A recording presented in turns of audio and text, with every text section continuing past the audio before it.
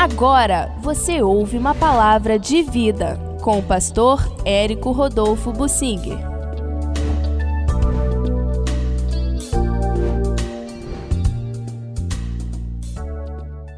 O rei Ezequias exemplifica como a gente pode se ensoberbecer com aquilo que Deus nos dá.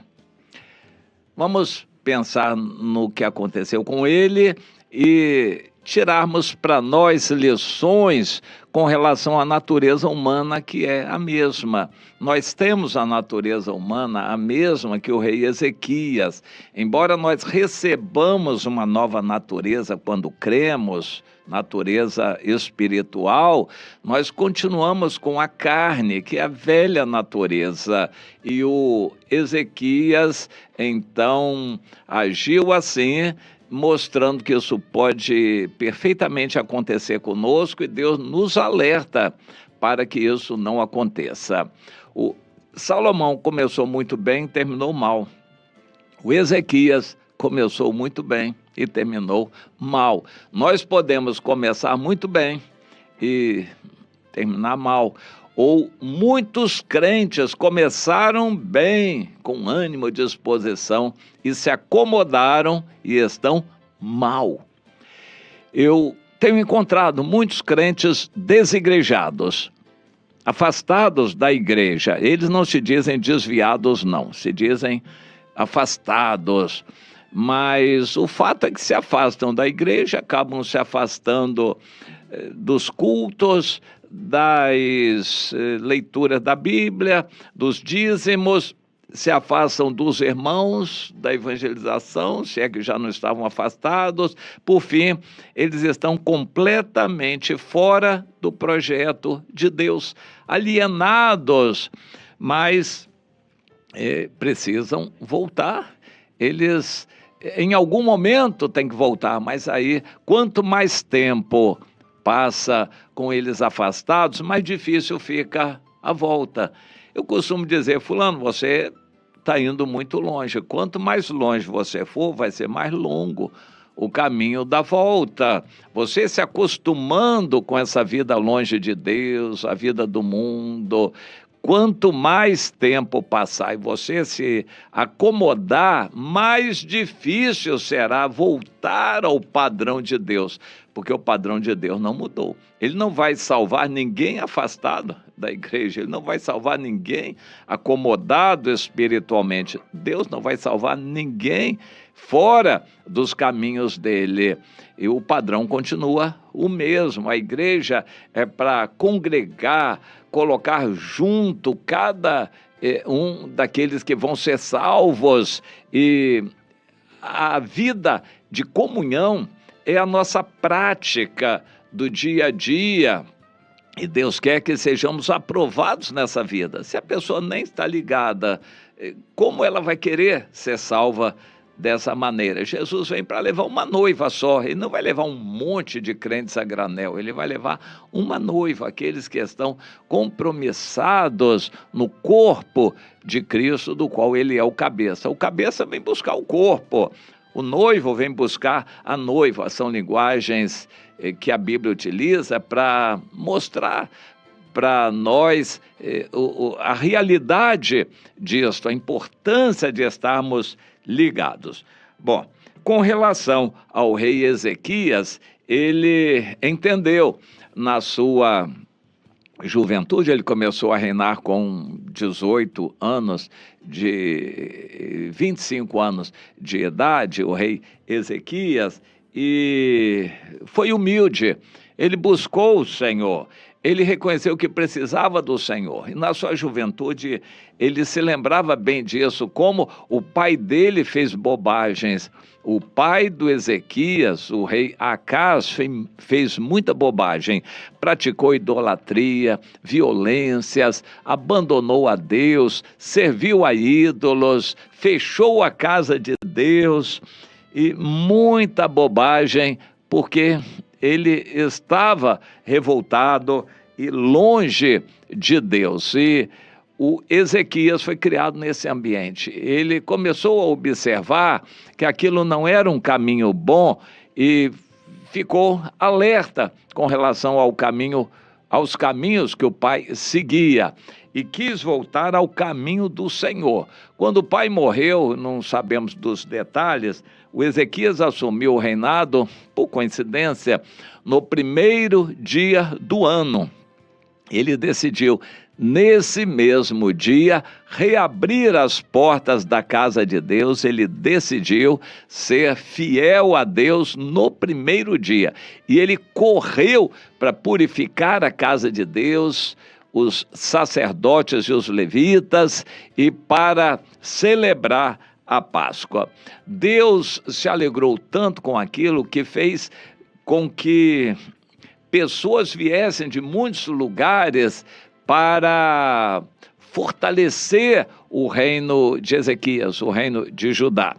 E judeus que estavam espalhados e já escandalizados com a conduta do rei Acas, o pai do Ezequias, essas pessoas começaram a vir e buscar o Senhor.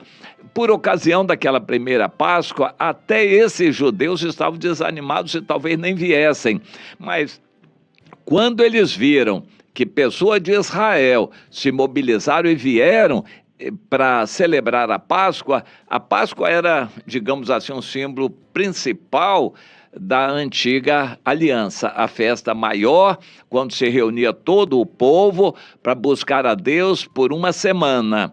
E quando os judeus viram que muitos de Israel vieram, eles também se animaram e foi uma festa bonita por 7 dias e eles concordaram em prorrogar a festa por mais 7 dias e aquilo alegrou muito o coração de Deus e eles também.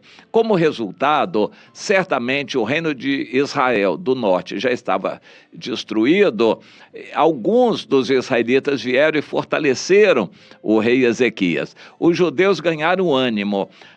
O número de pessoas aumentou em Judá. Eles começaram a se enriquecer e se fortalecer.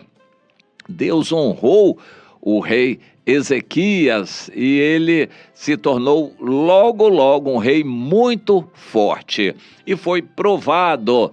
O rei da Assíria, que era o grande império do momento na época, estava varrendo todos os outros países e dominando todos, e dominou Israel do norte e, por fim, entrou em Judá também. Em Judá, Deus permitiu, por causa do pecado dos judeus, Deus permitiu que o rei da Assíria, Senaqueribe, vencesse todas as cidades de Judá, destruísse essas cidades, matasse pessoas e levasse o resto cativo. E ficou só Jerusalém, a capital. Ela foi cercada e o rei Ezequias estava pensando em se render também. Começou a se render, mas Deus fez com que ele acordasse e ele então acreditou na palavra do profeta Isaías, esperou um milagre de Deus e o milagre aconteceu. Quando o milagre veio, bastou um anjo, foi lá no arraial dos assírios e matou numa noite 185 mil dos melhores soldados. O exército talvez tivesse 300 mil, qualquer coisa assim.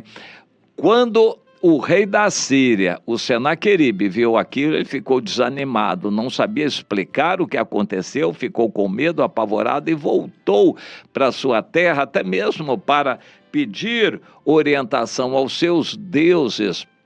Quando ele estava adorando na casa de Nisroque, o seu deus, 2 filhos dele tramaram contra ele em traição e o mataram. Ali começou o declínio do Império Assírio. Não foi imediato, mas começou o declínio. O Ezequias, daquela maneira, se tornou famoso no mundo inteiro. O homem que venceu o maior império da época, aquilo fez com que ele se tornasse famoso. E aí aconteceu algo muito interessante que a gente deve atentar bem para as lições que podemos tirar daí. o rei Ezequias, de um momento para outro, se tornou famoso. E aí Deus disse: meu servo, agora está na hora de você partir. Já cumpriu sua missão, eu vou te levar. Foi um ato de graça de Deus poder avisar, através do profeta, o rei Ezequias de que ele morreria. O Ezequias não aceitou, virou o rosto para a parede, orou, chorou e clamou a Deus: Deus, não me leve, eu só tenho andado diante de ti com sinceridade, eu não quero morrer agora.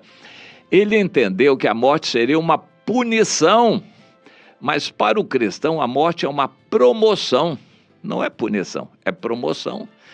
Para o cristão, quando a gente está na hora, recebe a chamada de Deus e parte, a gente vai para a glória, para o seio de Abraão. Era para a gente não pestanejar, não resistir, a gente desejar ir o mais depressa possível. Mas o Ezequias, com 39 anos de idade, não pensou assim, chorou. Deus disse: está bem, eu vou te dar mais 15 anos. Eu acho que foi talvez a maior armadilha para o Ezequias, Deus ter avisado, porque Deus disse: eu vou te dar um tempo, mas não falasse quanto tempo. Podia ser um mês, ou um ano, ou 10 anos, mas Deus falou: eu vou te dar 15 anos. Então o raciocínio humano é o seguinte: eu vou brincar e aproveitar a vida por 14 anos, quando chegar perto, um ano, aí eu vou buscar o Senhor. Muitas pessoas têm esse mesmo pensamento: eu estou na juventude, com a vida em flor, eu quero aproveitar a vida, quando eu ficar velho eu vou para a igreja, eu vou buscar o Senhor para garantir a salvação. É claro que não vai conseguir. Quem pensa assim, quando ficar velho, está mais afastado e sem forças para voltar para Deus. Não adianta pensar assim: ou é hoje ou não será nunca. Pense e entenda sempre isso: ou você se acerta com o Senhor hoje, toma todas as decisões que precisar tomar hoje, ou não vai tomar nunca, porque o amanhã vai ficar para depois de amanhã. Isso é mais do que evidente. E para depois, e depois, e depois, e para o dia de São Nunca. Quem deixa de fazer hoje o conserto que precisa fazer com Deus, não fará nunca. Pense nisso, porque Deus fala com você. E o Ezequias, então, resolveu aproveitar a vida. A fama, ele estava no auge da fama do mundo. Começou a se sentir o grande líder internacional. Recebeu uma comitiva da Babilônia, cheio de elogios. E ele mostrou o palácio, mostrou tudo que ele tinha. E os outros aplaudiram, bateram palma, elogiaram. Até que veio o profeta Isaías e disse: meu servo, você recebeu aquela comitiva assim? O que eles viram? Viram tudo, eu mostrei tudo para eles. Pois é, de onde eles eram? Da Babilônia. Então saiba que é da Babilônia que vem o mal contra o seu país. O seu país vai ser destruído pela Babilônia. E os seus filhos serão levados escravos para a Babilônia. Filhos no sentido de descendentes. Eles vão ser eunucos lá no palácio do rei da Babilônia. É da Babilônia que vem o mal sobre vocês e vocês vão ser escravizados na Babilônia. De fato, o cativeiro veio e eles ficaram 70 anos no cativeiro, inicialmente na Babilônia. Bom, nós entendemos essa lição. O rei Ezequias, naqueles 15 anos, gerou talvez o pior rei de Israel, o Manassés, que por causa dele, Deus decidiu não mais ter misericórdia. Deus diz isso na Bíblia: por causa do Manassés, o castigo se tornou decisivo. Não teria mais chance de voltar atrás, por causa do Manassés, o filho do Ezequias. O Ezequias viveu mal. A Bíblia diz que Deus o abandonou para provar o que estava no coração dele. Triste coisa é essa. Se Deus, pelo Espírito Santo, se afastar de mim, eu vou pedir 1000 vezes que Ele me leve, que não me deixe aqui nesse mundo sem o Espírito Santo. Eu vou cair na primeira esquina. Que o Senhor me sustente, que o Espírito Santo nunca se afaste de mim. Mas para isso eu preciso andar na presença de Deus. O Ezequias não teve esse cuidado, nadando na glória e aproveitando as benesses do mundo, ele acabou se enfraquecendo na fé, se afastando de Deus, gerando talvez o pior rei de Israel e não aproveitando aqueles 15 anos que Deus deu para ele. Eu acho que na eternidade ele vai se arrepender severamente daquela decisão dele, mas que ficou registrada para nós como fonte de lições. Meu irmão, você está numa boa? Cuidado, porque a situação pode piorar. Você está no Senhor? Vigie para você não cair. Você recebeu muitas bênçãos de Deus? Cuidado, porque daqui para frente você pode perder todas essas bênçãos.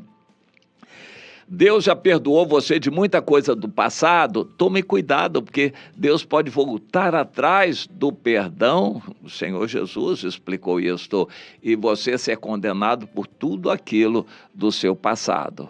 Cuidado, cuidado. Se está bem, cuidado, porque pode cair. Você recebeu muitas bênçãos de Deus? Cuidado, se alerte, seja humilde, se quebrante, volte-se para Deus. Aprenda o caminho do Ezequias. Você tem casa, tem emprego, tem salário, tem carro, tem uma vida boa? Tome cuidado. Não só você pode perder tudo isto, como você pode ainda ser condenado e lançado no inferno. Mesmo tendo começado bem, você pode terminar muito mal. Cuidado, acorde enquanto é tempo.